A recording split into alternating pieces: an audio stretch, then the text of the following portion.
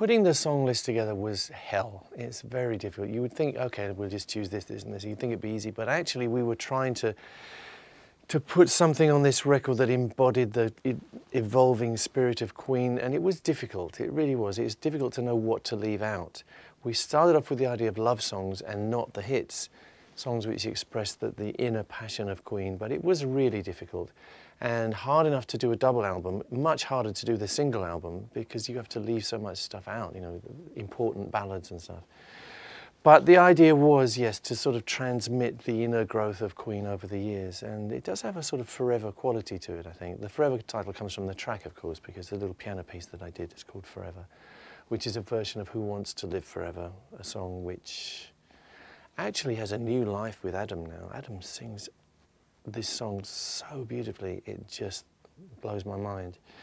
But the compilation is Queen Forever, and it's unusual. It's not the stuff that you would normally associate with us on the whole. There's a couple of well-known tracks, but mainly things that are kind of off the beaten track.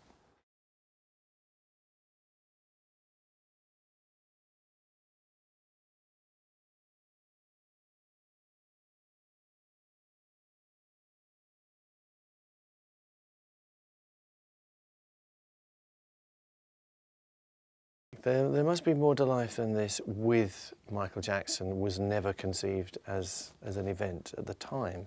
We had the track, Freddie had brought this song in, we played around with it, recorded a backing track for it, but we thought, needs a little bit more work, whatever, so it was put to one side.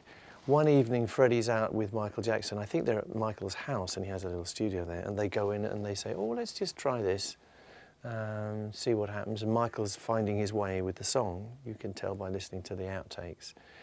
And that's all there was. And it did leak out to the public. There was a cassette version of both the takes, I think, out there on the internet for a long time, very low quality. But what happened was we were able to find the multitracks, firstly for the Queen sessions, and secondly for the sessions that the very informal sessions that Freddie did with Michael. So we were able to bring them together, get them all out, sort them all out, and with Pro Tools, stick them together. So we have a very interesting Queen version of There Must Be More to Life Than This, which you are not going to hear for quite a while because we've been negotiating with Michael's estate and they didn't want this track to go out for various reasons. So the version you will hear is a remix which has been done by William Orbit from the same elements, which I think is very nice because it sounds like we're all playing together. Actually, it's an illusion because we never were playing together. One of the nice things was in the Michael Jackson takes, they explored some different words, so we were able to bring those words back in. And in a sense, that made the song more complete for us because we always felt it wasn't quite finished in its old state, but now it is.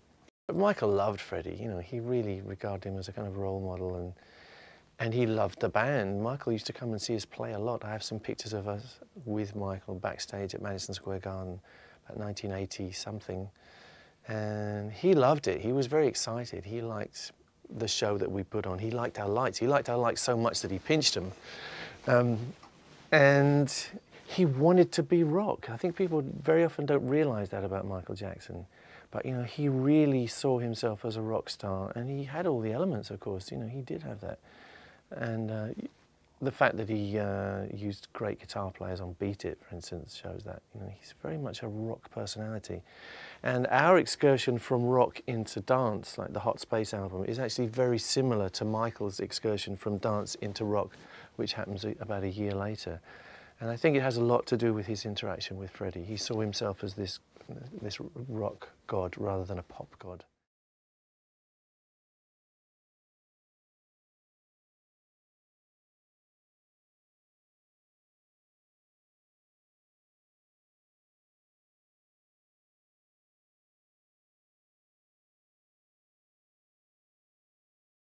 Yeah, Let Me In Your Heart Again was a song of mine which was developing at the time, and I had a good feeling about it, but I didn't quite have the wherewithal to finish it.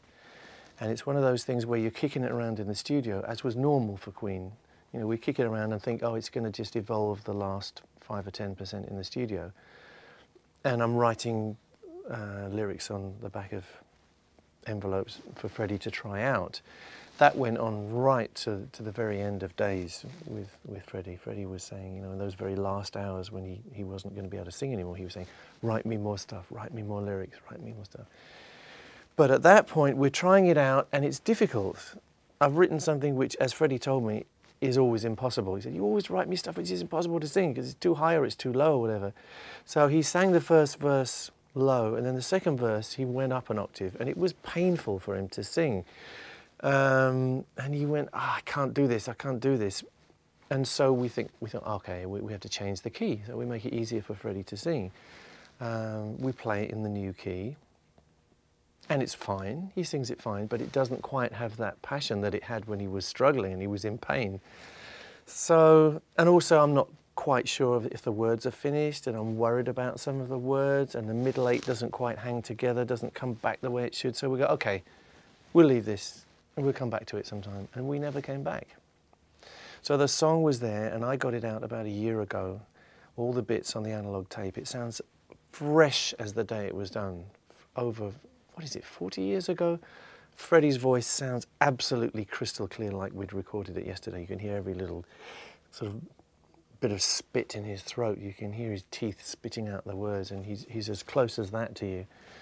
And I was actually very moved, and I thought, you know, we have to finish this. There has to be a way. And a sort of miracle happened. As sometimes, you know, when you try hard enough, you get a little help.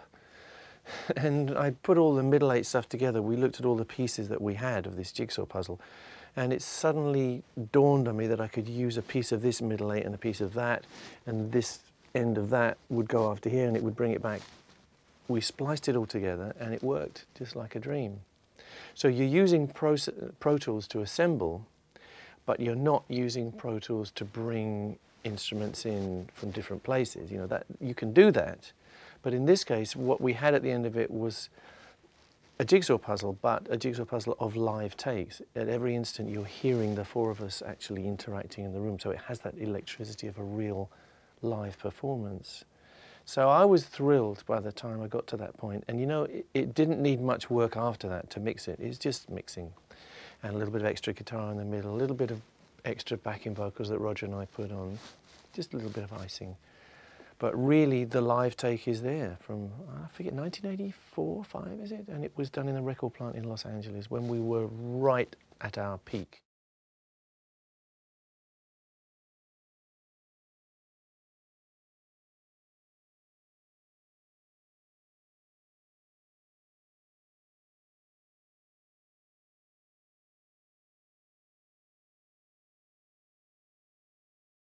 It's odd because you get the beginning moment when it is a little painful, and you start thinking all sorts of things and your mind goes back. But after a while, once you're into the work, it's the same as it always was, because Freddie wasn't always in the room anyway. I was generally the guy who was there at 3 in the morning, still trying to make sense of the takes that were done that day, and Freddie was someplace else.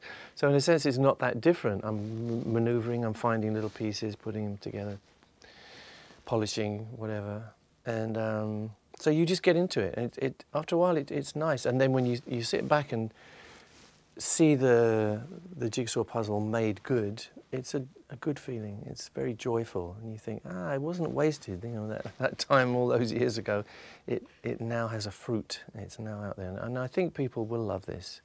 I think they'll enjoy hearing Freddie in full flight as he was, and the band at full throttle.